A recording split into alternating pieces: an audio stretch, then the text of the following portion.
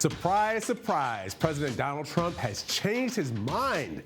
There are very few times we've ever heard of such a thing, but Trump has decided to pull the Donald Trump National Hotel out of contention from hosting the G7 summit. Maybe lawyers and Republicans guarding his rear flank on impeachment finally got through to the commander-in-chief. There's lots more to look at in Syria, too, and Ukraine investigation, not to mention a tornado that hit outside of Dallas. So please take a look at thehill.com for more on those stories. As for us, we got a deep dive on 2020. Forget about the spin. Today, we're doing the numbers. After we look at the national spotlight, the local numbers tell us even more. I'm Jamal Simmons. Here's why you should care.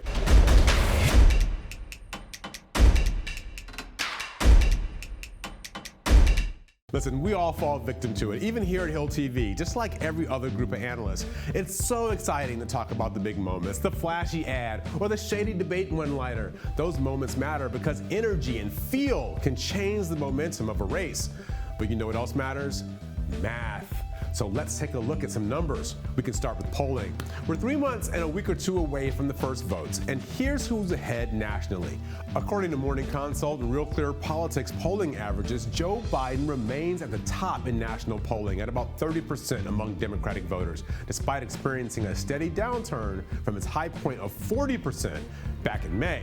Bernie Sanders started out at about 12 points ahead of fellow progressive Elizabeth Warren, but things have changed course. Warren is now ahead of Bernie 21-18. The next candidates, they aren't even close. Kamala Harris has 7%, Pete Buttigieg 6%, and the remaining candidates like Amy Klobuchar, Cory Booker, and Andrew Yang, they hover between 0 and 3% between all of them. One voting bloc that matters in Democratic primaries is African Americans. So let's take a look at where candidates stand with the group that will help determine the nominee and the next president. Joe Biden still has 42% support among black voters, but according to Morning Consult, an African American voters' enthusiasm for Warren has increased over the last 3 months from 8% to 13%, which makes her about even with Bernie Sanders. Everyone else, they're in single digits. The next metric, money. Who has the paper to compete? Bernie Sanders is winning the cash on hand race. He's got $34 million.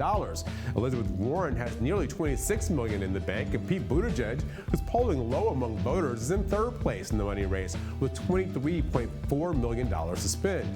Biden is still a national favorite, but he only has $9 million to spend going into quarter four, which is devastatingly low for a national campaign. Even Kamala Harris's $10 million outpaces Big Joe.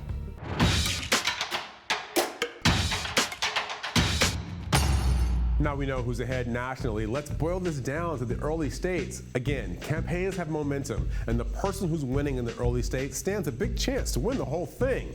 Here's where the candidates stand in the first 4 contests. To keep it simple, let's just use mostly the Real Clear Politics polling average. In Iowa, RCP finds a 4-way race with Joe Biden and Elizabeth Warren battling it out at the top, around 20%, and Pete Buttigieg and Bernie Sanders at around 14%. But on this one instance, let's also take a look at the USA Today Suffolk poll that just came out, which has it even tighter. They've got Mayor Pete getting a 7-point surge after the last debate, with the top 4 rounding out this way: Biden at 18, Warren 17, Buttigieg at 13, and Sanders at 9. The poll also shows 29% of likely Dem voters are still undecided. In New Hampshire, RCP has it Warren 27, Biden 24, Sanders 17, and Buttigieg at about 9 points. And in South Carolina, Real Clear Politics has it this way: Biden with about 39%, Warren at 14 points, Sanders at 11, and everyone else, again, in low singles. We know how much money the candidates have, but how are they spending it? If the ground game matters, here's one metric: field offices. Elizabeth Warren and Pete Buttigieg have more campaign offices in the first 4 states than any other 2020 presidential hopeful. They've both got 47. Joe Biden and Bernie Sanders have 34 each. Kamala Harris has 20, Amy Klobuchar 16, Beto O'Rourke 15, Cory Booker and Andrew Yang, they've only got 6. Tom Steyer pulling up the rear with 3. But many candidates are placing a lot of these offices in Iowa, for example. O'Rourke has 11 of his 15 total offices in Iowa alone. Mayor Pete has 22 offices in the Hawkeye State, and Elizabeth Warren has 19.